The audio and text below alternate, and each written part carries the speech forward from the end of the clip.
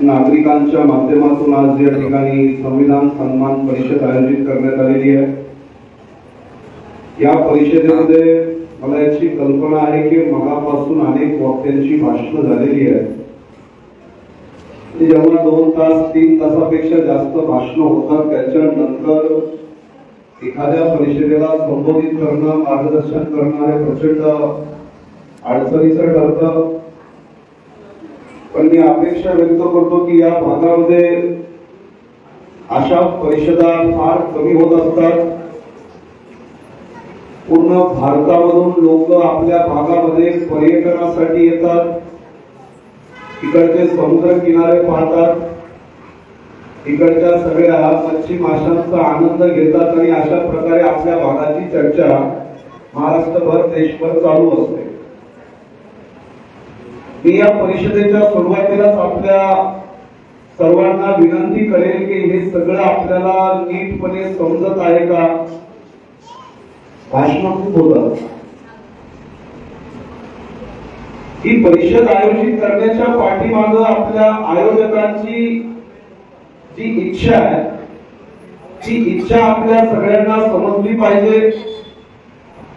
एकतर हा आपला कोकण, इकडं आपली लोकसंख्या, इकडं आपल्या लोकांच्या उपजीविकेचे साधन आणि मला जितका कोकण समजलाय तुमच्या प्रत्येकाच्या घरातली अर्धी माणसं मुंबईत असतात, अर्धी माणसं मुंबई, म्हातारी माणसं गावात। हे आहे आमचं कोकण। जीवन जगण्याची आमच्याकडे काही साधन आहेत का? जमीन आहे का? पाऊस आहे का? तो प्रचंड पाऊस आहे। म्हणजे आमच्यासारख्या लोकांना असं वाटतं आता की भाकर परिषद आयोजित करावी की काय? दुनिया काय भाड में और मैं मेरे जुगाड़, सगळ्यांना भाकरीचं गोड आहे, पैशाचं, नोकरीचं। त्यामुळे जेव्हा आम्ही संविधान नाव घेतो तेव्हा अनेक लोकांना असं वाटतच नाहीये की हा माझ्या जगण्या मरण्याचा, माझ्या अस्तित्वाला सन्मान देण्याची परिषद आहे असं लोकांना जाणवत नाही। त्यामुळे अनेक संघटनांनी आपल्या संघटनेचं नाव भाकर नाव ठेवले, भाकर परिषद, भाकर फाउंडेशन। कारण आपल्याला अजूनही उपजीविकेच्या पलीकडे आपलं डोकं चालत नाही। म्हणून अनेक लोकांना, खास करून कोकणामध्ये आपण बोलत असताना मला माहिती आहे की एखाद्या वाडीमध्ये, एखाद्या गावामध्ये घर किती आहेत? एक ते नारायण राणेचं माजलेलं पोरगं पूर्ण महाराष्ट्रात कोंबडत फिरतं। हिंदुत्ववादाच्या नावाखाली आता ते मुसलमानावर हल्ले करतायत। काही दिवसांनी तरी दंगल चालू होतील, काय चार फुटतच। पण या कोकणामध्ये हिंदुत्ववाद आणि जात आणि धर्माचा एक नवा ठेकेदार जन्माला आलाय आणि त्यानं महाराष्ट्रभर जातीच्या आणि धर्माच्या नावाखाली हायवेज घातलाय आणि त्याचं बक्षीस म्हणून फडणवीसनं त्याला कॅबिनेट मंत्री केलंय। हे तुमच्या सिंधुदुर्ग जिल्ह्यासाठी चांगली गोष्ट नाही आहे। आज ते मुसलमानांच्या विरोधात भाषण करतात म्हणून कदाचित चुलबुल्या होत असतील। दुसरा नंबर तुमचा आहे, हे पटतं की नाही पटत? पटतं का?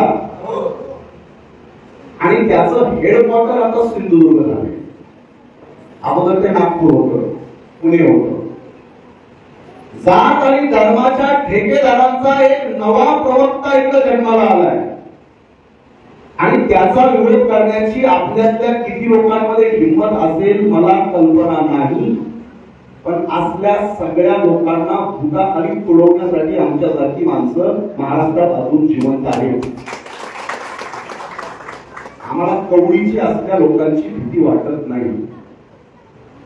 पण तुम्ही ज्या भागात राहता त्या भागातली राजकीय परिस्थिती, सामाजिक समीकरण याची आम्हाला कल्पना आहे। इथली दहशत, इथल्या आपल्या लोकांचं जीवनमान, आपलं असं झालं, आपलं जंगल में मोर नाचा किसने देखा? किसने देखा? हे आपले ठरलेले लोक एकत्र जमायचे, जिंदाबाद मुर्दाबाद करायचा, 14 एप्रिलला पांढरे कपडे, 6 डिसेंबरला पांढरे कपडे घालायचे, काम मात्र काळे करायचे. हा काही एकट्या कोकणाचा प्रश्न नाही.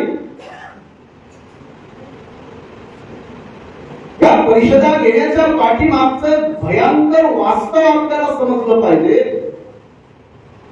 मला जेव्हा या परिषदेचं निमंत्रण आमच्या ताईंच्या माध्यमातून आलं तेव्हा मला इकडे येण्याच्या पाठीमागचं माझ्या डोक्यात एकच उद्दिष्ट होतं. 1937 ला कोकणामध्ये जेव्हा तुमची जात चालत नव्हती, स्पर्श चालत नव्हता, रोड नव्हते, पोलीस नव्हती, कसलीही सुविधा नव्हती, टीव्ही नव्हतं, मोबाईल नव्हतं, गुगल नव्हता, अशा काळात बाबासाहेब आंबेडकरांनी रत्नागिरी जिल्ह्यात 2 आमदार निवडून आणले. खरं की खोटं? त्यांचं आडनाव कोरवेकर होतं, बरोबर ना? सोमनाथ शामराव कोरवेकर, शामराव ना?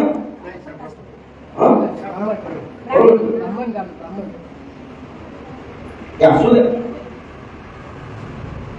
बाबासाहेब आंबेडकरांनी जन्माला घातलेली पहिली पार्टी, त्या पार्टीचं नाव स्वतंत्र मजूर पक्ष, आणि 100 वर्षापूर्वी, जवळपास 90 वर्षापूर्वी बाबासाहेब आंबेडकरांच्या पक्षाचे कोकणात आमदार निवडून आले. तुम्हाला विश्वास बसतो का? बसतो का विश्वास? आज तिथं बसलेल्या जवळपास अनेकांच्या हातात 10-20 हजाराचा अँड्रॉइड मोबाईल आहे. 2 चाकी कमीत कमी गाडी आपल्या अनेकांच्या घरापुढे उभी आहे. कमीत कमी तुम्ही 2 झापडा मारल्या तर पोलीस स्टेशनला जाऊन तक्रार देण्यापुरती तरी आता कायद्याची व्यवस्था आहे. पण तुम्ही सगळे भित्रे, मनातली भीती गेलेली नाही. 100 वर्षापूर्वी बाबासाहेब आंबेडकर या कोकणामध्ये आंबेडकरी विचाराच्या पक्षाचे आमदार निवडून आणतात आणि बाबासाहेबांच्या जय भीमचा विचाराचा झेंडा कोकणातले ब्राह्मण आणि कोकणातले कुणबी बाबासाहेबांचा झेंडा घेऊन बाबासाहेबांची चळवळ चालवत होते. हे पहिल्यांदा तुम्हाला समजलं पाहिजे. माणसामध्ये जर गट्स आणि क्वालिटी असेल तर तो भल्या भल्या रती महारथींना गुडघ्यावर आणतो. त्या नेत्याचं नाव आहे बाबासाहेब आंबेडकर. हे पहिल्यांदा आपल्या लोकांनी समजून घेतलं. आमचे मोठे साहेब बोलत होते आपली संख्या किती आहे. उद्धव ठाकरेची संख्या किती आहे, देवेंद्र फडणवीसची किती आहे, त्यांची ताकद महाराष्ट्रात 5000 सापडली तर सापडली. उद्धव ठाकरे ज्या कायस्थ जातीचा आहे, तिथे कायस्थांची घरं. देवेंद्र फडणवीस ब्राह्मण जातीचा आहे, तिथे ब्राह्मणांची घरं. काय झाले ना मुख्यमंत्री, आम्ही म्हणतो आमचे घर कमी आहे.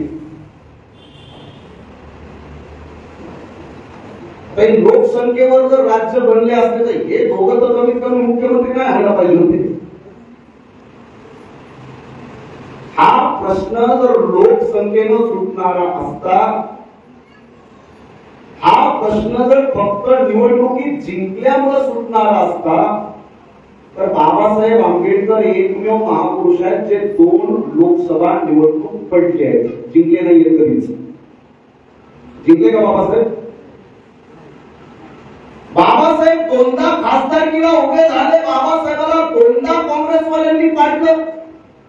आरएसएस आणि कम्युनिस्टवाल्यांनी दोघांनी बाबासाहेबांना मदत केली. त्या संविधानावर आतापर्यंत परिषद आयोजित केली. तुमच्यातल्या किती लोकांना माहिती आहे की संविधान समितीवर निवडून जाण्यासाठी सुद्धा निवडणूक झाली. फुकट गेले बाबासाहेब. तुम्ही बसले होते टपरीवर, पुस्तकाला मारत, याची पण निवडणूक झाली ना. संविधान समितीवर निवडून जाण्यासाठी तुमच्या माझ्यासारख्या सामान्य लोकांना मतदानाचा अधिकार नव्हता. तर बाबासाहेब संविधान समितीवर गेलेच नसते तर अरे फुकट्यांनो आपलं काय झालं असतं? फुकट आहे ना.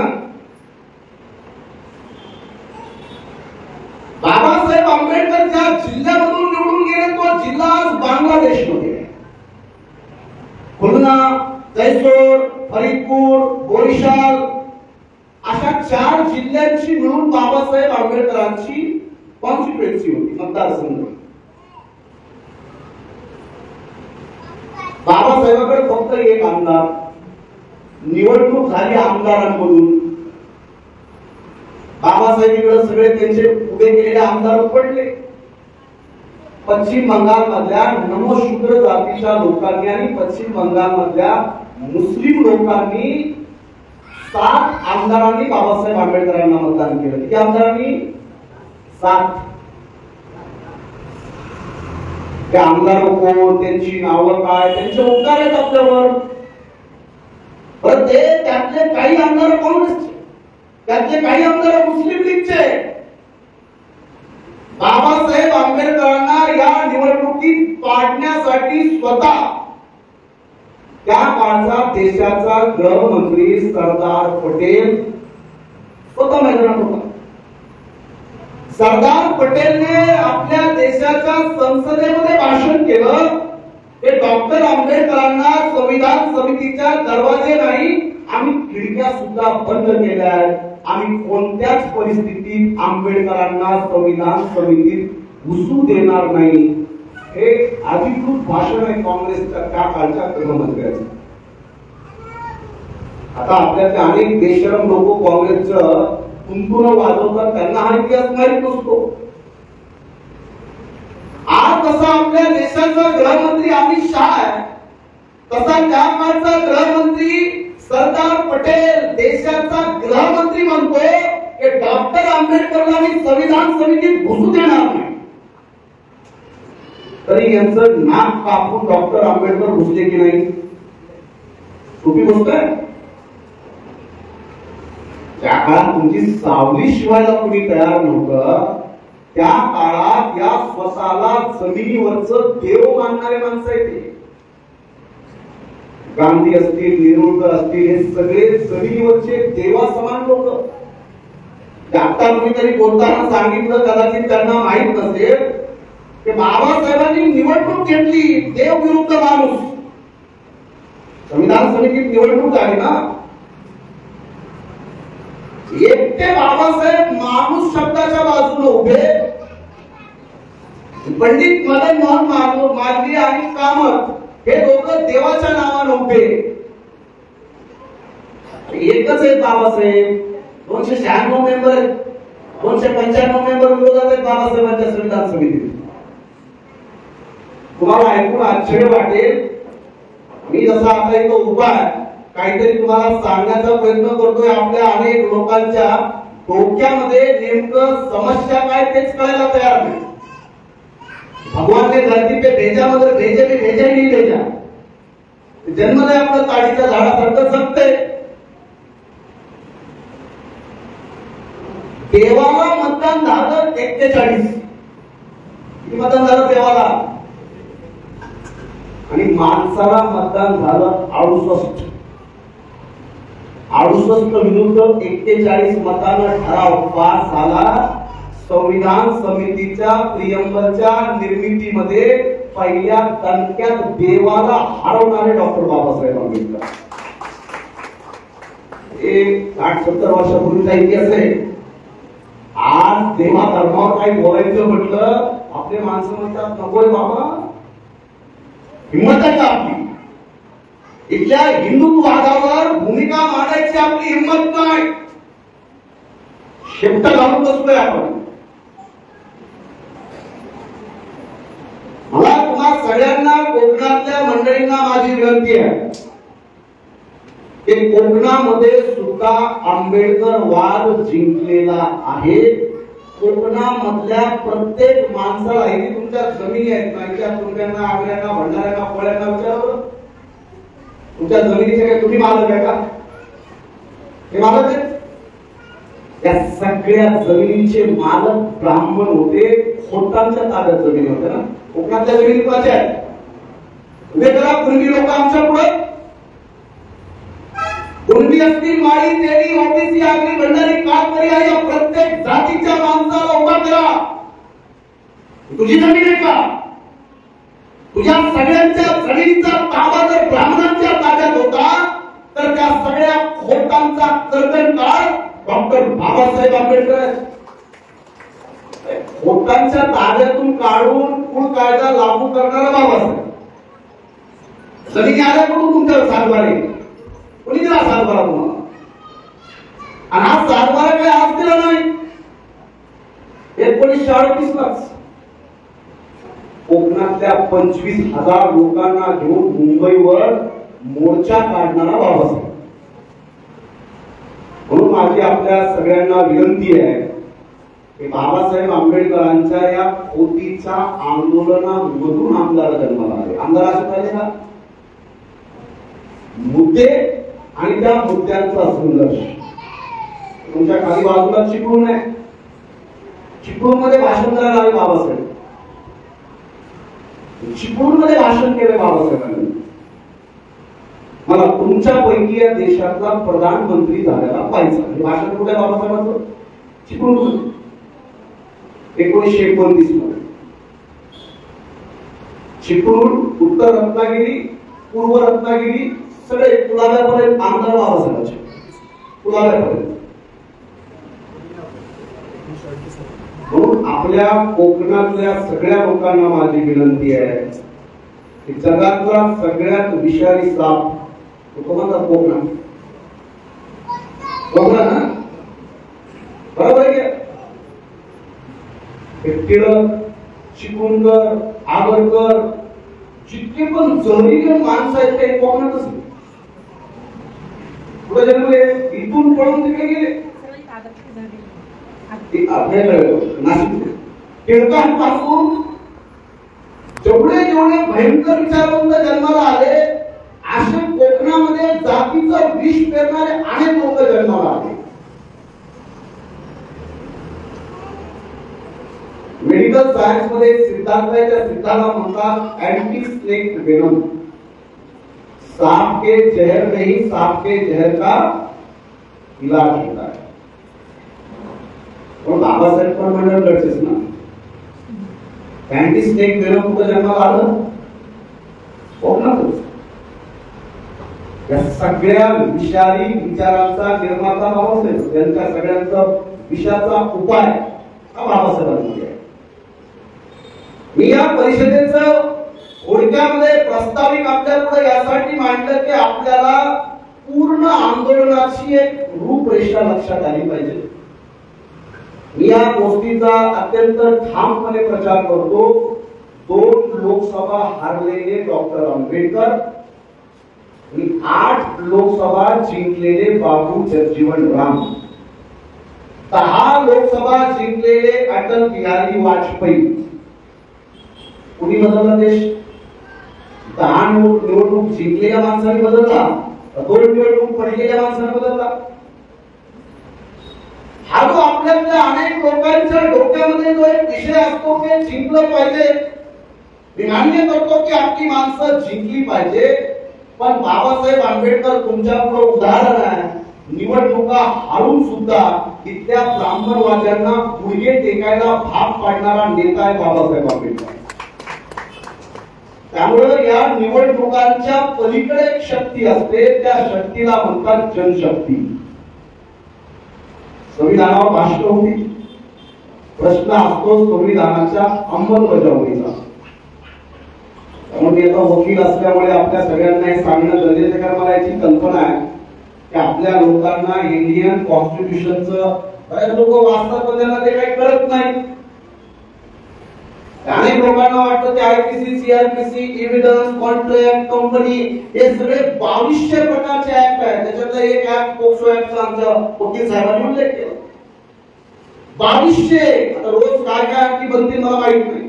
डेली प्रत्येक गोष्टीचा ऍक्ट आहे आपल्या देशात. बाबासाहेब आंबेडकरांनी या सगळ्या कायद्यांना फ्रेमवर्क दिलेला आहे.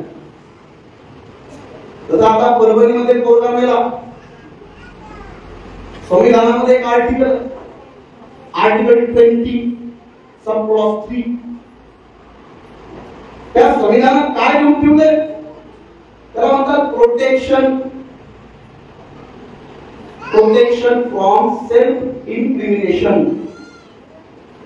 तुम्ही कोणत्याही गुन्हेगाराला, पोलिसांनी एखादा गुन्हेगार पकडला तर त्या गुन्हेगाराला तू स्वतः विरुद्ध साक्ष दे म्हणून तुम्ही त्याला मारहाण करू शकाल. ते कॉन्स्टिट्यूशन मध्ये बाबासाहेब आंबेडकरांनी ती फ्रेमवर्क बनवलेली आहे. अजून तुम्हाला सोप्या भाषेत सांगायचं म्हटलं तर सलमान खाननं हरणाची शिकार केली. सलमान खानला 3 वर्ष शिक्षा झाली की नाही? खूप आहे त्यांनी असे दिग्गज मंत्री, संत्री, मुख्यमंत्री, बाबा, बापू, बुवा, महाराज, पार स्वतःला जमिनीवरचं देव मानणारा राम राईम पासून आसाराम पर्यंत हजार कोटी रुपयाच्या ज्यांच्या प्रॉपर्ट्या असले सुद्धा नराधम बाबासाहेबांच्या संविधानानं जेलमध्ये टांगलेले आहेत. ही ताकद आपल्याला संविधानाची पहिले समजून घ्यावी लागेल. अडचण आहे संविधानाच्या आर्टिकल्सवर भाषण करणं आणि व्यवहारामध्ये संविधानाची अंमलबजावणी करणं. आता अंमलबजावणी कोण करणार? एकतर संविधानाची अंमलबजावणी संसदेने केली पाहिजे. आपला एक खासदार आपला काही निवडून जात नाहीये. जर संसद संविधानाची अंमलबजावणी करत नसेल तर कमीत कमी एक्झिक्युटिव्हने त्याची अंमलबजावणी करावी, प्रशासनाने त्याची अंमलबजावणी करावी. IAS अधिकाऱ्यापासून तलाठी ग्रामसेवकापर्यंत या सगळ्यांचं काम आहे की जर एखादा आमदार खासदारपासून सरपंचापर्यंत जर हा संविधानाची अंमलबजावणी करत असेल तर त्याला दुसरी पॅरलल व्यवस्था आहे प्रशासकीय अधिकाऱ्यांची. जर तीही व्यवस्था काम करत नसेल तर मग तिसरी व्यवस्था त्याला म्हणतात ज्युडिशियरी. न्यायपालिकेला सुद्धा संविधानाची कडक अंमलबजावणी करण्याचा अधिकार आहे. न्यायपालिकेला सुद्धा स्टॅट्युटरी लॉ बनवण्याचा अधिकार आहे. न्यायपालिका सुद्धा संविधानाचं कडक अंमलबजावणी करण्यासाठी सरकारला गुडघ्यावर आणून छापू शकते, त्याचे पण अधिकार आहेत. आता समस्या अशी झाली सगळ्या न्यायाधीशांची यादी जर आपण बघितली तर आपल्याला न्याय मिळण्याचा काही प्रक्रियाच राहिली नाही. त्या आपल्या मुलाला जेव्हा मारहाण झाली परभणीमध्ये कुठल्याही आरोपीला, कोणत्याही आरोपीला जेव्हा कडगड्यात उभं केलं जातं न्यायाधीश त्याला पहिला प्रश्न विचारतो पोलिसाबद्दल काही तक्रार आहे का? दुसरं काही विचारत नाही. काय करतो सर? काहीच नाही. कोणत्याच आरोपीला न्यायाधीश एक शब्द सुद्धा बाकीचा बोलत नाही. पहिला उभा केल्याबरोबर काय विचारतात? पोलिसाबद्दल काही तक्रार आहे का? आणि ही तक्रार देऊ नये म्हणून पोलीस या आपल्या माणसांना पोलीस स्टेशन मध्ये PCR मध्ये 3rd डिग्री लावून त्या माणसाला इतकं वेतन मारतात. जर कोर्टात माझ्या विरोधात बोलला तर तुला जीवच मारतो अशी धमकी देऊन ती माणसं कोर्टात उभी केली जातात. मारलं तरी आपला माणूस जज पुढे काय बोलतो?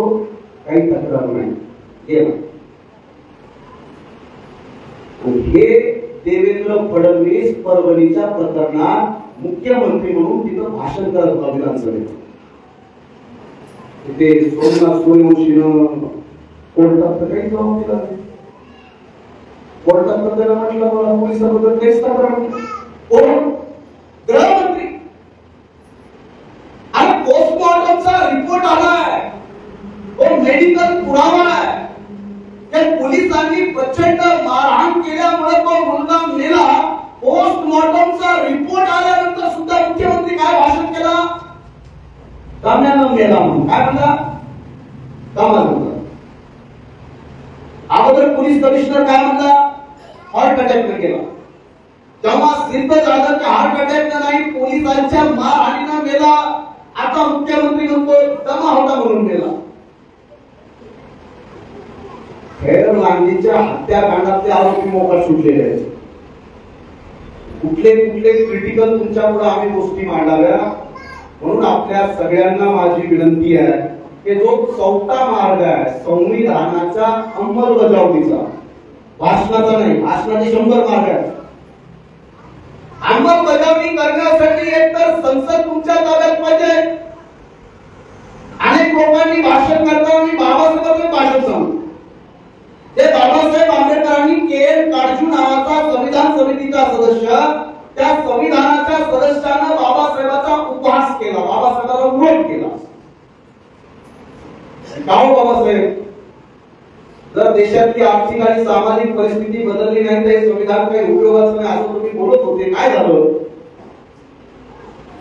ऑन रेकॉर्ड बाबासाहेब आंबेडकर त्या काळजूला म्हणतात की जर भारताचं संविधान आर्थिक, बरेच लोकांना ते शब्दही कळत नाही. जेव्हा आम्ही शेड्यूल ट्राईब म्हणतो, एसटी, आणि खेड्यापाड्यातल्या महिला मला म्हणल्या की आपली लाल पडली एसटी म्हणजे. आमचे सर बोलता सर तुम्ही एसी झेड बोलत होते, ते एसी झेडचे अर्थ किती लोकांना माहिती आहे तिथपासून आपल्या प्रबोधनाची आवश्यकता आहे. मराठी शब्दाचे अर्थ लोकांना कळत नाही. गणतंत्र, प्रजातंत्र, इंग्रजी शब्दाचे कधी कळतील? आपल्या समाजामध्ये इतक्या भयंकर पद्धतीचा अज्ञान पसरलेला आहे. बांधवांनो, आपल्या सगळ्यांना मी बाबासाहेब स्वतःच्या काळजूला उत्तर देताना काय म्हटले माहितीये? बाबासाहेब म्हटले की जर संविधान इतकी गरिबी आणि इथल्या समाजामधली उच्च नीचता जर संपवण्यामध्ये कुचकामी ठरत असेल तर त्याला जाळणारा पहिला मी असेल. किती भांडण झालंय बाबासाहेबांच्या बाबतीत. काय म्हटले? तर जाळणारा पहिला मी असेल. भाषण झालं आणि नंतर वर्ष 2 वर्ष परतली. परत एक पंजाब मधला खासदार राज्यसभेचा अनूप सिंगनं परत बाबासाहेबांना डिवचलं. बाबासाहेब, तुम्ही राज्यसभेमध्ये भाषण करताना असं भाषण केलं होतं, काय झालं त्याचं? परत तेव्हा बाबासाहेब त्याला परत बोलले, या संसदेचं निर्माण आम्ही देव माणसं याच्यात बसावे म्हणून केलं, पण आता या संसद रूपी मंदिरावर राक्षसांनी ताबा मिळवला आहे. त्याच्यामुळे त्या राक्षसांना हाकलल्याशिवाय पर्याय नाही. हे बोलत असताना मुद्दाम या गोष्टी आपल्याला सांगत आहे, कारण बाबासाहेब आंबेडकरांना या प्रत्येक गोष्टीची जाणीव होती. त्या आपल्या 1-2 वक्त्यांनी त्याचा उल्लेख केला. बाबासाहेबांनी भाषण 25 नोव्हेंबरला केला आणि त्यांच्या 25 नोव्हेंबरच्या भाषणाचा मेन हेडिंग आहे, what will be the future of Indian democracy. भाषण त्या टायटल खाली आहे, भारताच्या लोकशाहीचं भविष्य काय असेल. त्याच्यात त्यांनी 2 भीती वर्तवल्या. बाबासाहेब म्हटले की भारतामध्ये लोकशाहीच्या जाग्यावर हुकुमशाही येण्याची दाट शक्यता आहे. आणि दुसरी त्यांनी भीती वर्तवली की कदाचित भारतात लोकशाही नावाला असेल, व्यवहारात मात्र हुकुमशाहीच्या देशामध्ये चालेल, याची मला जास्त खात्री आणि धोका वाटतो. मी एक जमिनी राजकारण करणाऱ्यांपैकी असल्यामुळे मला प्रत्येक गावातली खेड्यातली आपल्या लोकांची अवस्था माहीत आहे. आपली माणसं संख्येनं किती असतात, ते किती बंडखोरी करू शकतात, किती प्रमाणात तिथं प्रशासनाला शासनाला धारेवर धरू शकतात, त्याच्यावर किती दबाव आहे, बंधन आहे, हे पूर्ण महाराष्ट्रभर आहे. काही एकट्या कोकणामध्ये प्रत्येक ठिकाणी हा जात आणि धर्माच्या लोकांचा दबाव आहे. या दबावाला झुगारून याच्या विरोधात बंड करून अनेक लोक महाराष्ट्रामध्ये इथल्या व्यवस्थेच्या विरोधात मैदानात उतरत आहेत. मी आज जास्त अधिक खोलात जाणार नाही, फक्त तुम्हाला संविधान परिषदेच्या पार्श्वभूमीवर एक परभणीतली घटना घडली. आमचा प्रयत्न सुरू आहे. याच्याही पूर्वी त्या चंद्रकांत पाटील नावाच्या मंत्र्यावर आपल्या पोरांनी त्याच्या तोंडावर शाही फेकली, माहितीये ना? त्याच्यावर पण 307 कलम लावलो. हाफ मर्डरचं 2 दिवसामध्ये 307 कलम रद्द करायला लावणारे आणि त्या मुख्यमंत्र्याला, त्या कॅबिनेट मंत्र्याला गुडघ्यावर आणणारे ते पुणे आणि पिंपरी चिंचवड भागातले आंबेडकरवादी आहेत. आणि वकील म्हणून त्या प्रकरणामध्ये आम्ही कॅबिनेट मंत्र्याला सुद्धा गुडघ्यावर आणलं होतं. की ताकद आपल्या संविधानामध्ये आहे. हजारो लोक मैदानात आले. तेव्हा तुमचे आमदार नाहीयेत, खासदार नाहीयेत, तर मार्ग काय? जरांगे पाटील किती किलोचा आहे? किलो आणा बाबा 40 ते 40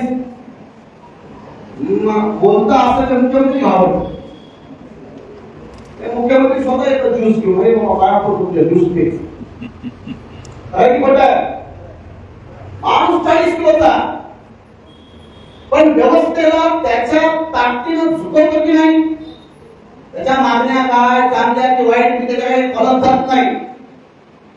पण आज सुद्धा जेव्हा लाखो लोक मैदानात येतात ना, कोणता मुख्यमंत्री कोणता प्रधानमंत्री पब्लिकच्या रेट्या पुढे बडेबड्या सुरमांना गुडघे टेकावे लागतात. हे पहिल्यांदा समजून घ्या. नसू द्या आपले आमदार आणि खासदार आले पाहिजे, त्याच्यासाठी लढू आपण. आमदार नाही आमचा, खासदार नाही आमचा. अरे बाबासाहेब आंबेडकरांनी या सगळ्यांना झुकवलं. ते जातीच्या लोकसंख्येमुळे नाही झुकवलं, की बाबासाहेबांमध्ये असलेल्या बुद्धिमत्तेच्या, विद्वत्तेच्या कसोटीवर झुकवलेलं आहे. आणि तीच आपल्यातल्या लोकांना माझी विनंती असेल, कोकणात तर ते पर्याय नाही. कदाचित मराठवाड्यात, विदर्भात, पूर्व विदर्भात, मुंबईत कदाचित आम्ही काही ताकदी आपल्या समाजाच्या पाठबळावर कदाचित आम्ही उभ्या पण करू. पण कोकणामध्ये मुद्दे, समस्या बाबासाहेबांनी 1937 ला कोटीचं आंदोलन उभं करून कोकणामध्ये त्या काळात 4-5 आमदार निवडून आणले असतील 100 वर्षापूर्वी, तर तुम्हा सगळ्यांना माझी विनंती असणार आहे की तुम्ही जरा मुद्दे धरून काम करायला शिका. जे आता आपले सावंत साहेब बोलणार होते त्यांचा वेळ गेला. त्यांना मासेमारीवर बोलायचं होतं, आम्हालाही कोकणावर बोलायचं होतं. आम्हाला इथल्या लोकांना समजून घ्यायचं आहे, आपल्या लोकांच्या समस्या काय, आपल्या जगण्याचे मार्ग काय, आपल्या नाट्यबंद्या कशा झाल्या आणि त्या तोडायच्या कशा. या सगळ्या गोष्टी तुम्हाला इथं राहून उभ्या कराव्या लागणार आहेत. कारण आम्ही पाहुणे म्हणून इथं आलेलो आहोत. हे सगळं तुमच्यामधून जोपर्यंत उभं होणार नाही, कधी म्हणतात ना, मनी जाने म्हणता पाप और माही जाने बचेगा. बापा म्हणून उपयोग नाही, आई म्हटली पाहिजे तुमचं ते. म्हणून तुम्ही जे कोणी वेंगुर्ला, सावंतवाडी आणि या भागातले लोक आहात, तुम्ही जोपर्यंत या सगळ्या व्यवस्थेच्या विरोधात ठामपणे उभं होत नाही, ती फक्त एक खात्री देऊ शकतो की तुमच्या केसापासून नसापर्यंत ही आंदोलन चालवत असताना जर ही व्यवस्था तुमच्या अंगावर धावून आली, तर या सगळ्यांच्या नरड्यावर बसण्यासाठी बाळासाहेब आंबेडकरांसारखा नेता आहे. आजही बाळासाहेब आंबेडकरांचा दरारा तुम्हालाही नाही. मुख्यमंत्री एकनाथ शिंदे पासून फडणवीस पासून अजित पवार पर्यंत सगळे राजकारणावर हात जोडून एकदा का असं उभे असतात की नाही. आणि हे जे पिल्ले ज्यांना नेते मानते त्यांचे बाप लोक मुजरा करतात बाळासाहेब आंबेडकरांच्या दरबारात. हे जरा पहिले समजून घ्या. आहे आपल्या सोबत एक नेता आहे, त्या नेत्याच्या पाठबळावर आपल्याला अजून बरेच लढे लढता येऊ शकतात. कारण हे युद्ध लढताना नुसतं जिंदाबाद मुर्दाबाद करून हे युद्ध लढता येत नाही. परभणीच्या सुद्धा प्रकरणात बाळासाहेब आंबेडकर नसते तर त्या पोराचं ना पोस्टमॉर्टम झालं असतं ना. त्या पोराच्या माध्यमातून जे पोलिसांनी चालवलेलं रॅकेट होतं, त्या मुलाचा मृत्यू झाल्यानंतर त्या मुलाला लातूरमध्ये नेऊन त्याचा अंत्यविधी करायचं पोलिसांनी ठरवलं. प्रचंड भयंकर पोलीस आणि दुर्दैवानं 2 मंत्रिमंडळी बसले म्हणून त्यांनाही माहिती आहे की जे नवीन अमेंडमेंट झालेले आहे, आयपीसीच्या नावावर डीएनएस आलेला आहे. सीआरपीसीच्या नावाखाली बीएनएसएस आलेला आहे.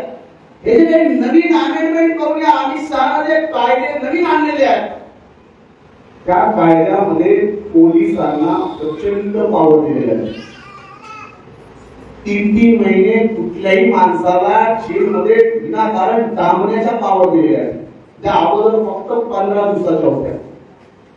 आता पोलिसांना प्रचंड भयंकर ताकद देऊन पोलिसांचं राज्य आणून आपल्यावर म्हणजे साप मेला पाहिजे, काठी तुटली नाही पाहिजे. कारण सरकारला मतं हवी असतात आणि मतासाठी कोणता आमदार खासदार पुढे येत नसतो. तो पोलिसांच्या खांद्यावर बंदूक ठेवून आपल्यासारख्या लोकांच्या शिकारी करत असतो. इतक्या भयंकर पद्धतीने महाराष्ट्रामध्ये देशामध्ये कायद्याच्या आधारावर आपल्या सगळ्यांना चिरडण्याचे प्रयत्न सुरू आहेत. मी परभणीच्या घटनेचा एवढ्यासाठीच उल्लेख करतो की त्या घटनेत तरुण आपल्या एका मुलाचा बळी गेला. पण त्याच्या सोबत मला खात्री आहे कमीत कमी 5-6 पोलीस अधिकारी साले नाही जेलमध्ये आम्ही आयुष्यभर डांबले तर वंचित बहुजन आघाडीच्या वतीनं तेवढं आपल्या हातात आहे. याला सस्पेंड तर सस्पेंड, यांना जेलमध्ये आयुष्यभर डांबण्याचे आपल्याला असे प्रयोग करावे लागतील. पोलिसांना सुद्धा कळालं पाहिजे की कायदा फक्त सामान्य लोकांसाठी नाही, कायदा पोलिसांसाठी पण आहे. बिलकुल पोलीस कुठल्याही माणसाला मनमर्जी पद्धतीनं मारहाण करू शकत नाही. आणि जर केली तर त्या सगळ्यांना डिसमिस आणि सस्पेंड करेपर्यंतची एक लढाई आपल्याला उभी करावी लागते. चला एक पीआय दर्जाचा अधिकारी, साधा पीआय, एका पीआयला सस्पेंड करण्यासाठी महाराष्ट्राच्या मंत्रिमंडळामध्ये आणि विधानसभेत भांडण करावी लागली. हजारो लोक मैदानात उतरून सुद्धा तो सस्पेंड झाला नाही. म्हणून आपल्याला विनंती आहे माझी की खूप साऱ्या महाराष्ट्रभर प्रक्रिया चालू आहेत. आपण कोकणामध्ये काम करत असताना जरा डिझाईन बनवा. ते कोकणातले कातकरी असतील, कुणबी असतील, आपल्या सिंधुदुर्गच्या अँगलचं डिझाईन बनवा आणि त्या अँगलना इथल्या मासेमारीपासून शेतकऱ्यापर्यंत, इथल्या कुणब्यांपासून ते इथल्या वेगवेगळ्या जात समाजातल्या लोकांपर्यंत आंबेडकरांचा विचार घेऊन आपल्याला कसं जाता येईल हे काम येत्या काळामध्ये आपण सर्वजण कराल ही अपेक्षा बाळगतो. आणि बाबासाहेब आंबेडकरांच्या दूरदृष्टीचे 2 उदाहरण देऊन थांबतो. उदाहरण आपल्याला कळाले पाहिजे. कारण संविधान लिहित असताना काय लिहायचं नाही आपल्याला अनेक लोकांना माहित नसेल. पण आपल्या संविधानाचं एक आर्टिकल आहे, आर्टिकल 370. जे आर्टिकल भाजपवाले हटवले म्हणून खूप मोठ्या प्रमाणात प्रचार करतात की आम्ही जम्मू काश्मीरचं आर्टिकल 370 हटवलं. ऐकली का भाषण कधी ते बोलतात. मी तुम्हाला यासाठी सांगतोय की ते एकमेव आर्टिकल आहे जे आर्टिकल लिहिण्यासाठी बाबासाहेब आंबेडकरांनी नकार दिला होता. तेव्हा बाबासाहेबांनी प्रपोज करण्यात आलं तेव्हा बाबासाहेब आंबेडकरांनी जम्मू काश्मीरचा राजा शेख अब्दुल्ला आणि त्या शेख अब्दुल्लाच्या ज्या डिमांड आहेत त्या डिमांडचा बाबासाहेबांनी विरोध केला. पंडित नेहरूला विरोध केला आणि बाबासाहेब म्हटले मी आर्टिकल 370 लिहिणार नाही. तुम्हाला आर्टिकल 370 तुम्हाला समजत नसेल की कार्यक्रम झाल्यानंतर गुगलवर टाका आणि ते आर्टिकल 370 आणि आर्टिकल 370 मुळे किती माणसं मेली असा एक आकडा आला. How many people died in Jammu Kashmir. काय टाकायचं? किती माणसं मेली 1947 पासून 2024 पर्यंत 2 लाखापेक्षा जास्त माणसं मेली आहेत. किती अधिकृत आकडे. नरसंहार झाला, नरसंहार. मग तुमच्या लक्षात येईल की बाबासाहेबांनी हे आर्टिकल लिहिण्यासाठी का नकार दिला. हे आर्टिकल एकमेव आर्टिकल आहे जे पंडित नेहरूने गोपाल स्वामी अय्यंगार कडून लिहून घेतलंय. काय बोलतोय लक्षात येते का? बाबासाहेबांनी काय लिहिलं हे तर आपल्याला कदाचित माहिती आहे, पण काय नाही लिहिलं, जे आर्टिकल बाबासाहेबांनी नाही दिलं त्याच एका आर्टिकलवर 70 वर्ष झालं भारत जळतोय. हिंदू मुसलमान जम्मू काश्मीर पाकिस्तान भारत ही जी भांडणं चालू आहेत त्या एका आर्टिकलमुळे चालू आहेत. आणि बाबासाहेबांना चेतावणी दिली होती की तुम्ही या भांडण्यात करू नका. हा पूर्ण देशाला बर्बाद करणारी भूमिका आहे, मी लिहिणार नाही.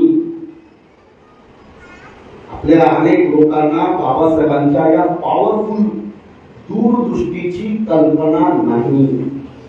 आणि दुसरा, बाबासाहेबांना महापुरुष आपली लोक मानतात, पण महापुरुष मानल्यानंतर त्यांच्या आदेशाकडे दुर्लक्ष करतात. ज्या ज्या लोकांनी बाबासाहेबांच्या सूचनांकडे दुर्लक्ष केलं, भारत देशाला सुद्धा त्याचे परिणाम भोगावे लागलेले आहेत. बाबासाहेबांच्या पक्षाचा एक आमदार होता अहमदनगर जिल्ह्यातला, त्यांचं नाव होतं पीजे रोहम.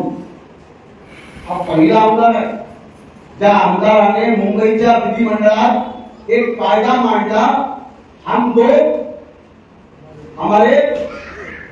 कधी मांडलं? 1938 मध्ये.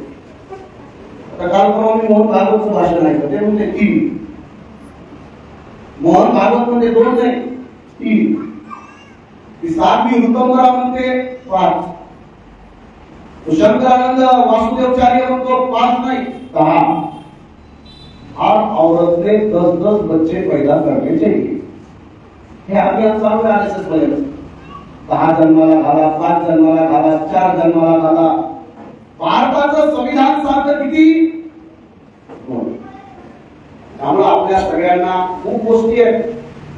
संविधानाला कशा पद्धतीनं बायपास करून आपलं राज्य चाललंय हे मोडीत काढण्यासाठी आपण भविष्यामध्ये संघटित राहून प्रयत्न करूया. पण तुम्ही वेंगुर्ल्याच्या आणि आपल्या भागात तुम्ही तुमच्या भागातला अभ्यास करून तुमच्या भागातली चळवळ त्या पद्धतीनं चालवाल अशा पद्धतीची अपेक्षा व्यक्त करतो. आणि भविष्यामध्ये आम्हाला जेव्हा कधी जमेल 100% या भागामध्ये या प्रकारचं संविधानाचं आणि आंबेडकरी विचाराचं आंदोलन चालवण्यासाठी आम्ही आपल्या सोबत उभा असू. आता जाताना एवढंच सांगेल की राजा बनो, शासक बनो, नायक तो बनो.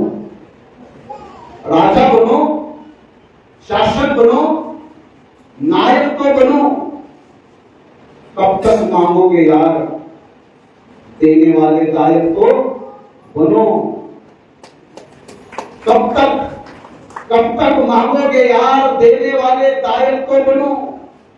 इस देश का संविधान तो लिखा है तुम्हारे बाप ने, मगर तुम संविधान चलाने के लायक तो बनो. आपली संविधानावर भाषण करण्याची लायकी आहे. संविधान चालवण्यासाठी शेवटी जे मार्ग लागतात तेव्हाच ते चालेल. अन्यथा आपल्या देशात कायदा खूप चांगला आहे, खूप मजबूत आहे. इथं झाडाचा, मातीचा, जनावरांचा, वन्य जीव संरक्षण कायदा आहे की नाही? झाड कापणं कायद्याला गुन्हा आहे की नाही? जनावर मारणं कायद्याला गुन्हा आहे की नाही? खूप साऱ्या गोष्टी आहेत कायद्यामध्ये, पण त्याची अंमलबजावणी कोण करणार? सगळं बाबासाहेब आंबेडकरांनी संविधानात लिहून ठेवण्याचा प्रयत्न केला, पण त्याची अंमलबजावणी करणारी माणसं नालायक असल्यामुळे आपल्या करोडो लोकांना आजही हजारो समस्या भोगाव्या लागत आहेत. हे थांबवण्यासाठी जरा ठामपणे मळवळ झटकून करायचं म्हणून आगे बढो, हम साथ है, जिंदाबाद मुर्दाबाद हे असल्या टवाळखोर पद्धतीनं किमान कोकणात तरी ते उभं होईल असं मला वाटत नाही. फार मजबूत, ठाम आणि याच्यावर आपलं तन मन धन कुर्बान करणाऱ्या माणसांची तुम्हाला निर्मिती करावी लागेल. तर कोकणामध्ये सुद्धा एक मजबूत संविधानिक आंबेडकरवाद इथं निर्माण होईल एवढीच अपेक्षा व्यक्त करतो. जय भीम, जय संविधान.